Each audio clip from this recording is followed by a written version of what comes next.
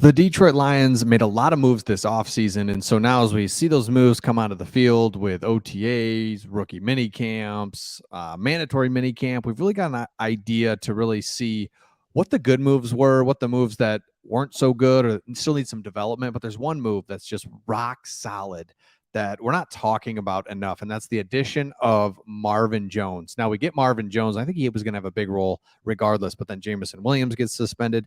So there's some great news from OTAs that came out. Antoine Randall, the wide receivers coach, said, "Hey, what's the impact of adding a veteran in Marvin Jones?" And he said a lot of things. I would say the two major things: he just understands the game from that standpoint.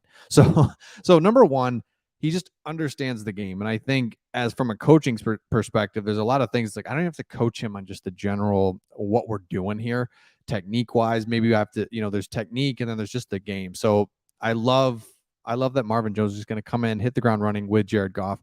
I could be talking about a certain route as it relates to the way we need to run it, what it needs to look like. I'll explain it. And the other guys, they'll be like, why can't we do it like this? Before I can give it out, Marvin is in the meeting. Like, this is what the coach is trying to get at to get you to understand it. It helps a ton in the room just because he's played in it. He's been in it. So he's been in the league, able to just expedite the process of bringing in a new guy into the organization. So now, I mean, because we have Marvin Jones in the past, it's like, oh yeah, we're bringing Marvin Jones back, but this is all new coaching staff, players, quarterback.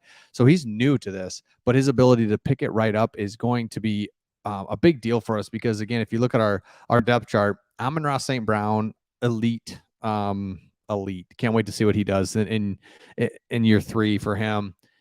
But you look at Marvin Jones, he steps right in for Jameson Williams, and he's going to be kind of our outside guy that we're going to need big time because we got Khalif Raymond, Josh Reynolds. Those are our 4 main wide receivers, and then we'll see who else emerges. Green, Tom Kennedy's always going to be around, Maurice Alexander, but we're not super loaded at wide receiver.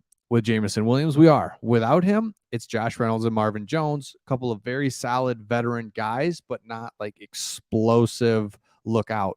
Now, I've always liked Marvin Jones, though. I've always loved how he gets open, toughness, and he can catch the ball. He's older. That's the only like problem now is he's just literally older. So he's 33 years old. The guy's in great shape, loves to like travel and do a lot of things like that. So like keeps his body in really good shape. If you look at it, let's see here. He's 6'2", 200 pounds. So he's got decent size. He's 33 though, because remember he was at the Bengals for 4 years, and then after that contract, he comes over to the Detroit Lions to kind of pair with Calvin and like kind of or not pair with Calvin, but Calvin's kind of on the way out, so it's like, all right, we got Marvin Jones. Like, what can we do? And then he's with us for 5 years, and then goes to Jacksonville. Then he's coming back to Detroit. So he's older than I realized. That's the only negative with him. Is like, is he?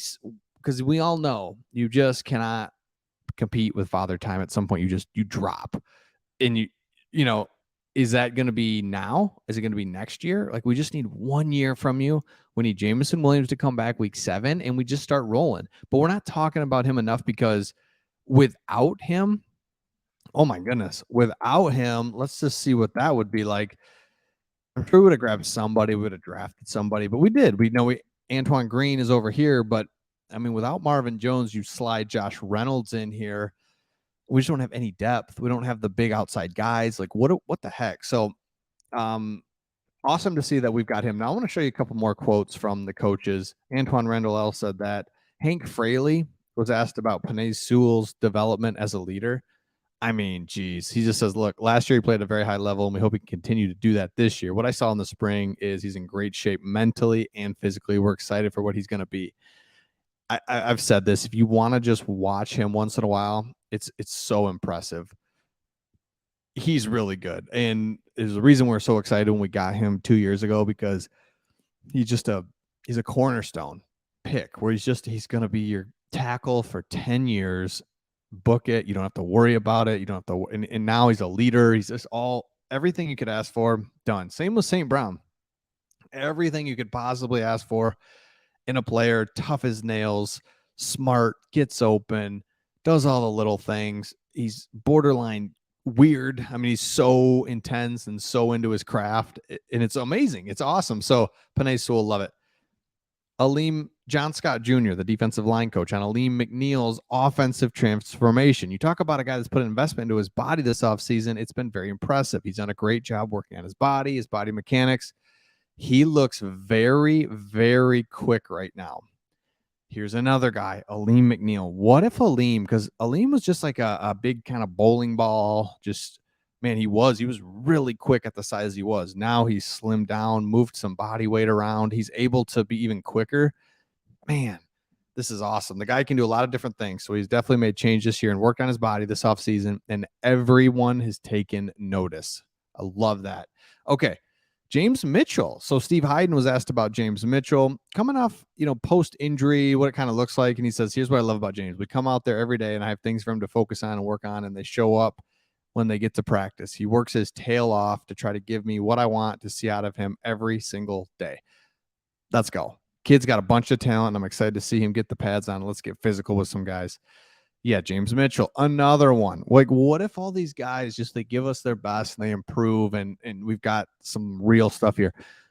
Another one is Scotty Montgomery, running backs coach, talked about Jahmyr Gibbs' skill set. He says, look, so when you have the short area quickness, long speed, those 6, 7, 8, 9 yard plays can quickly turn into explosives. That is what I've been talking about since we got this guy, since we got rid of Swift and Jamal Williams.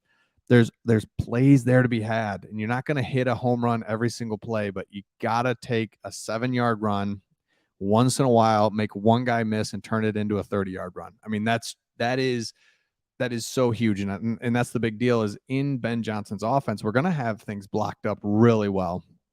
We know that. We're going to have schemes. We're going to pop, but you got to make a guy miss. That's the running back's job. One guy miss, you turn a not really nice 8-yard gain, yay, into a 30-yard gain. And that's what we're looking for there.